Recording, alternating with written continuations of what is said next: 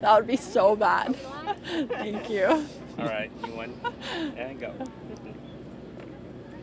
We're joined by Nelly Korda after a 7 under par, 63 in the third round of the Pelican Women's Championship. Nelly, 8 birdies on the scorecard, including a bogey-free back 9 with 4 there.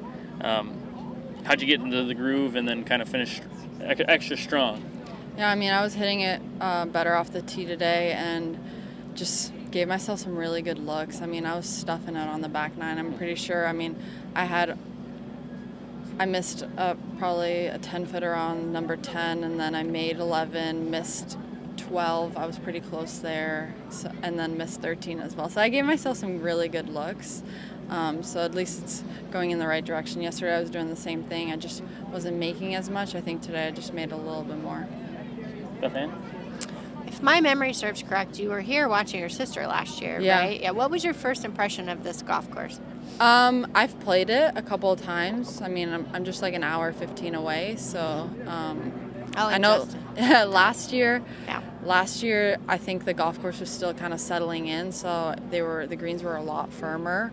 I think the greens are a lot more receptive this year, especially, I was on, I think, number 5 when we got that 30-minute rain delay, and I think that made the greens a lot softer because it poured. But I mean, I think it's a little bit different golf course because I was told that you couldn't hold number 8 last year, or a couple of other holes, but I feel like you can kind of bomb away off the tee, and then give yourself a good look at birdie. I mean, you still have to hit it pretty decently straight. There's bunkers into play. The pine straw here is really thick, so I've heard a couple of people have actually lost or almost lost their balls in the pine straw. So I mean, I like it. I like that you can kind of you don't have to think as much in a sense. In terms of going with Lexi head to head, do you remember a time where you've done that in the final group?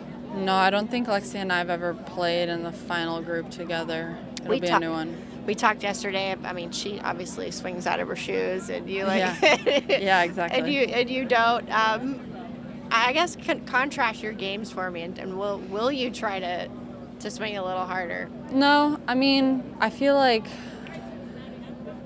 in distance we're pretty close. I mean, I do definitely have another gear, and that I don't really like to whip that out often because that gear I never know if it's going to go right or left. So that's why I like to keep it level pretty much. But I mean, she's playing well. I heard she's putting really well too. So as I said, I think it's going to take probably a low one to catch her. I don't know what she's at right now, but it's going to take a low one. Are you following your brother's progress? No, but I know he's on court right now, so hopefully it's going in his direction. Yeah. Are you young enough still to have looked up to Lexi as you turned the amateur to professional book? So I knew Lexi because I think I met her at Curtis Cup when Jess played with her, and they were both really young, and even US Open. I remember them playing a lot of practice rounds together because they were like the young up-and-coming Americans, so they played, I think in their first US Open they played together. So I don't know if I definitely watched her on TV because I watched a lot wanting to see Jess, but yeah, I mean, what she's done in her career is amazing, especially at such a young age. You would think she's so much older than she is. It's kind of like Lydia. I had to like double take. I'm like, wait, you're that old? Like you're only like a year and a half or 2 years older than me? Like what? But they've had an amazing career at such a young age. So in a sense, yes, but I also kind of grew up kind of around her, being around her with Jess. It's like the same as Jess. Absolutely. Yeah. Yeah. And then you, with a win, hypotheticals are part of sports, with a win tomorrow, you'd become the most decorated American in terms of wins in a season since Stacey Lewis in 2012. When you can hear that and kind of the years that Stacey really had a really amazing string, when you hear that, what do you think?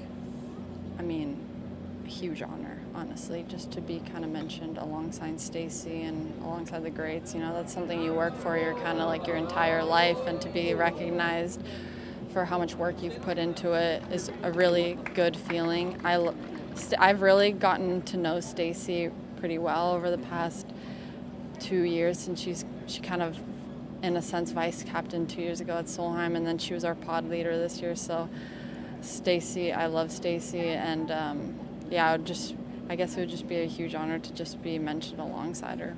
And when you look at the top 4 on the leaderboard, last one for me, you see yourself, Lexi, Jennifer Kupcho, Christina Kim, 4 Americans, three young bucks, and the old Betty, as she called herself yesterday.